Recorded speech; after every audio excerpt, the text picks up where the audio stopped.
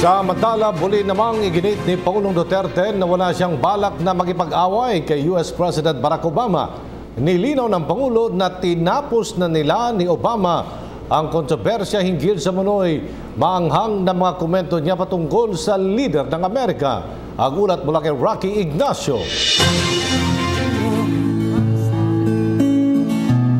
Para sa pagbabago, sawa na ang bayan ko sa magnanakaw na tao.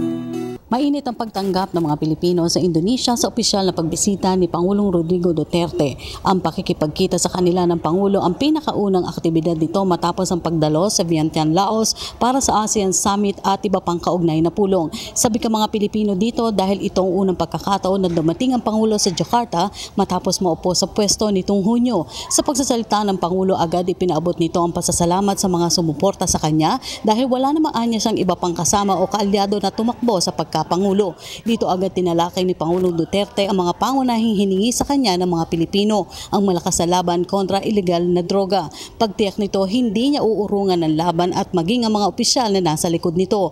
Umaabot na anya kasi sa 3 milyong kataon drug dependent sa bansa. Bahagya rin anya nagkausap sila ni Indonesian President Joko Widodo sa sidelines ng ASEAN Summit kaugnay na ilegal na droga kung saan umabot naman sa 4 na milyon ang drug dependent dito. Sisikapin rin anya niya na magkaroon sila ng kasunduan ni Widodo sa usapin ng piracy. Pagtiyak pa nito na sisikapin niyang umiral ang clean government sa ilalim ng kanyang pamunuan.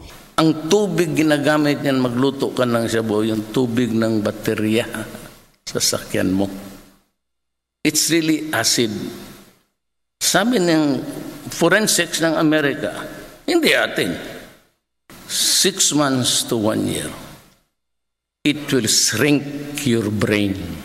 I will try to, pag ako ang presidente, I will promise you a clean government and a clean Philippines.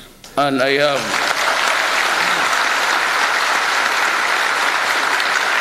have 6 years to do it. And even if it take me the whole of the 6 years, I will do it. It will be relentless. I am sorry if you die in the process. But all you have to do, my advice, is very simple. Stop. Samantala, iginit ng Pangulo ang dahilan kung bakit naglabas siya ng matrix na mapag-usapan sa East Asia Summit sa Vientiane ang usapin ng human rights. Aminado ito na hinintay niya ang dapat magiging pahayag ni US President Barack Obama na hindi naman nangyari. Tinapos na rin anya nila ni Obama ang kontrobersya sa umano'y maanghang na salita nito sa lider ng Amerika. Muli na rin iginit ito na wala siyang planong makipag-away kay Obama. At itong mga taga-State Department, walang State Department, at mabasa ninyo, when you see the Filipinos, that they were trying to crucify me for the extrajudicial killing. At sabi ganon, I will be investigated by the International Court. Hindi yan sabi ko, United States, why? Oh, why should I answer them? Bakit? So, yung ganon. And then that there will be a certain time that Obama will ask me about the human rights problem in sinabi ko, I do not answer to anybody except to the Filipino people. I'm only responsible to you. Kaya sabi ko, who he? Yun ang sinabi ko. If somebody brings it out, and that was at the airport in Davao City, it would be an act of disrespect. Bastos yan. Yun lang ang sinabi ko. And you can review the tapes. Hindi ko sinabing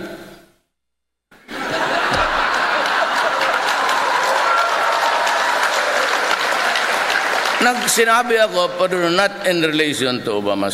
Samantala sinabi ni Philippine Ambassador to Indonesia Lumen Isleta na malaking suporta ang ipinabot ng mga Pilipino kay Pangulong Duterte nitong nakaraang presidential elections. Ipinabot na rin ni Ambassador Isleta ang commitment ng mga Pilipino na magkaisa at magpaabot ng kaukulang tulong sa mga nangangailangan ngayong nalalapit na ang Kapaskuhan. Ang Indonesia ay tahanan ng 6,000 Pilipino na kinibibilangan ng mga Filipino professional workers. Ang Laos at Indonesia ang mga pinakaunang bansa na binisita ng Pangulo sa Asia. Para sa PTV News, Rocky Ignacio, Jakarta, Indonesia. Ako po si Cathy San Gabriel. Subscribe na sa PTV YouTube channel.